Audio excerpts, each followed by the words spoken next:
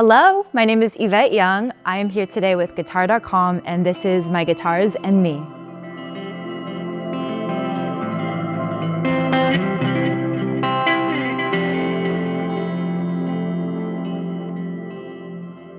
So I have a peculiar journey with guitar. Music for me, it wasn't necessarily something I chose, but it's something that my parents definitely instilled in me and I would say pushed on me when I was younger.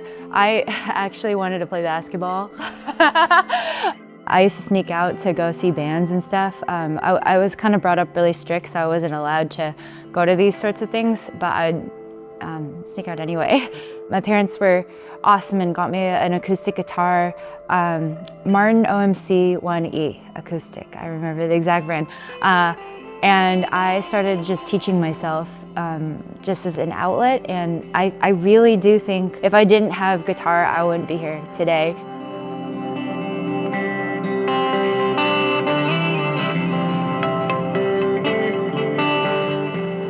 I feel like a bit of an outsider when it comes to the whole guitar world, just because of the way I was brought up. You know, I come to the guitar world from someone who just pretty much exclusively was brought up on classical music. Even the way that I play guitar, I feel like I approach it from like a piano player perspective. The tapping thing felt more home to me than, you know, using a pick. Nowadays, I do use a pick. I think also theory-wise, like it's not like I use theory on guitar. I play in a bunch of different tunings and I exclusively use my ear to write and play things. So I think every way that I approach an instrument is untraditional.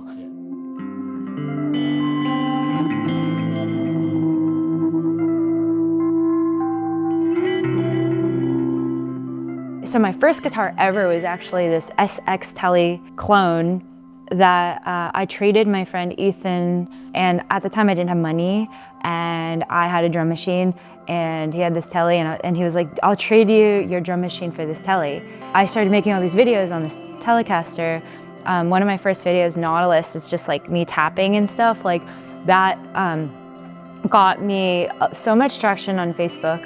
And I remember one day waking up to like so many messages of people who watched it, and I was like, whoa, that's crazy that this stuff can like blow up overnight. And Strenberg contacted me and he was like, do you want to demo our 7-string guitars? And I said, yes. I had never played 7-string before. And he was like, cool, see you in a week. And I was just like, oh crap. Like, so I have a week to write something for 7-string, headless fan fret 7-string, mind you. But I did it. I borrowed an Ibanez, I think it was maybe the RG series, but it was a 7-string anyways, an Ibanez RG, and I was like, I need to do something really flashy. So I like played this like crazy technical thing. And yeah, I showed up a week later and I did the demo on the headless 7-string and I did the technical thing. But unfortunately, I feel like because I did that, I maybe misrepresented myself. And it's not to say that I don't adore flashiness or technicality and I don't value that, but I think I let that be the guiding thing in telling people who I was. And so all of a sudden I was like getting like, you know, EMG pickups and like I was put in like the progressive metal world, and I'm like, oh my God, like this isn't even like who I am. Like I grew up listening to Minus the Bear and like post rock, like the American football. This is so funny to me.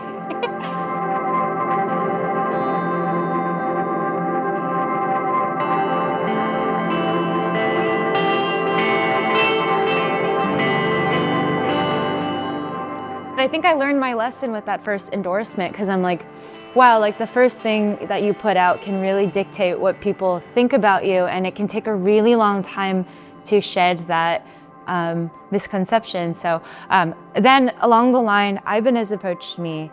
I remember Mike from Ibanez was like, hey, like I got this guitar for you. And I think he was like wanting me to try out the Talman. I'm like, okay, like it's not pointy, so it's not like a metal guitar.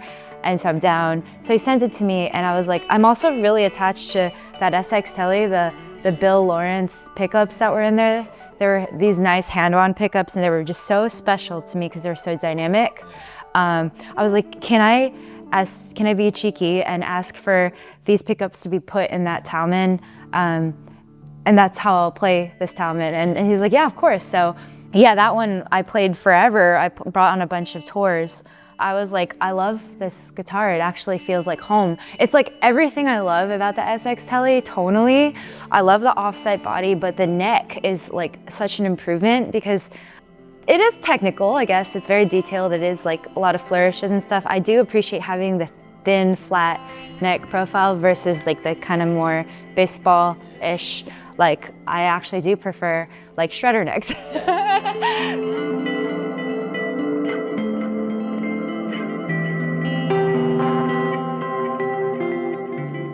And then he offered me a signature after that, and I think I like maybe had like self-esteem issues back then or something, and I was like, I don't feel like I deserve this. So I actually declined the first time. I was like, I don't have much music out. I haven't really done anything impressive. I don't want to just say yes to an opportunity because it's cool. Like, I feel like if I have something in this life, I have to earn it. So I worked on myself, and then he approached me again, and I said yes the second time. And that's the YY10 was born.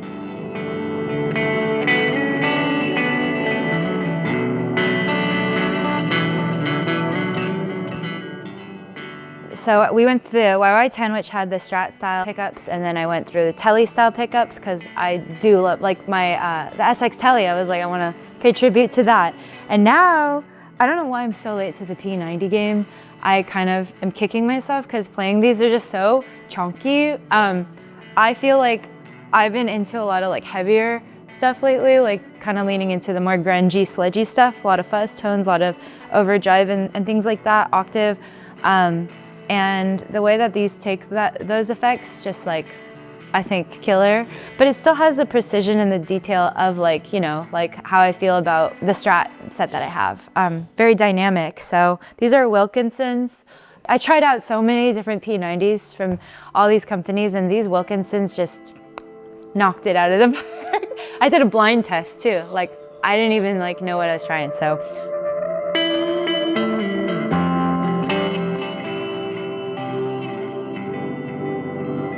I'm just over the moon to release this guitar because I think tonally it's really where I'm at right now. The pink sparkle, it's a tribute to my first guitar that I ever got sent by Ibanez, the pink sparkle. And then these don't have it, but they're gonna have special art inlays that I drew, and it has like a special inlay thing that I designed as well. It's got the rosewood fretboard, which I think is really pretty with the pink. And I hope people like it. I use this for everything. I just played like a tour with it, and I think everyone was remarking how fuller it sounded. I just got to do some guitar for the Superman soundtrack. This was all over that. Yeah, I'm kicking myself for not getting into P90s earlier.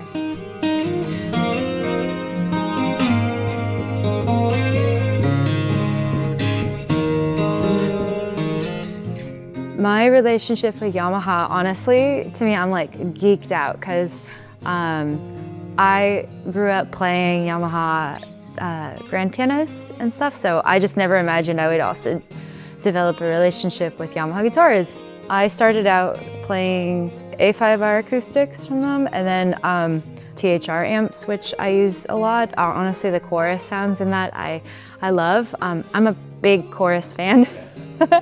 So when they came out with the trans acoustic line, I was really excited.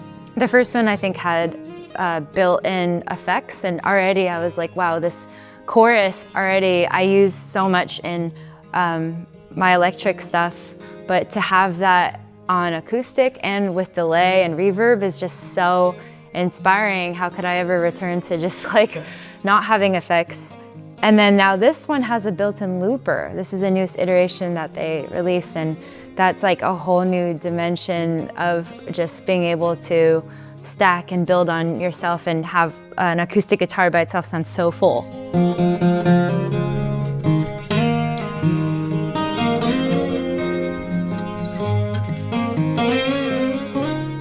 A big theme of just my career has been saying yes to things I don't know how to do and figuring it out later. I like to continue that. Now that I'm older, I don't necessarily want to be on the road all the time anymore. And touring, although it is rewarding, isn't my favorite part of being a musician. I really like being at home in my studio. I have a dog, and being able to just make things. I think maybe this year my goal is to just make a lot of music and continue to grow and push myself and develop.